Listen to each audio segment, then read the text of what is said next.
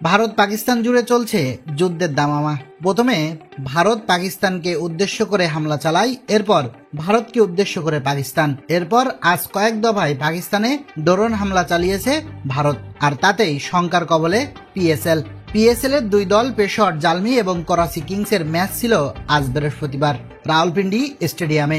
রাত 9টা থেকে শুরু হওয়ার কথা ছিল, কিন্তু সকালে আচমকা স্টেডিয়ামে ড্রোন হামলা হয় বলে অভিযোগ করেছে। ড্রোন হামলার কারণে রাওয়ালপিন্ডি স্টেডিয়ামের এক অংশ ভেঙে পড়েছে, ফলে সেখানে আপাতত আর ম্যাচের আয়োজন করা যাবে না।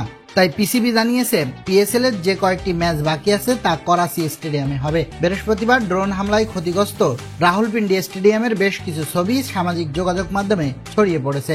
সেখানে দেখা যায় স্টেডিয়াম ও স্টেডিয়ামে লাগানো এক হোটেলে ব্যাপকভাবে ক্ষতিগ্রস্ত হয়েছে। ম্যাচ অন্যত্র সরিয়ে নিতে তাই বাধ্য হলো পাকিস্তান ক্রিকেট বোর্ড।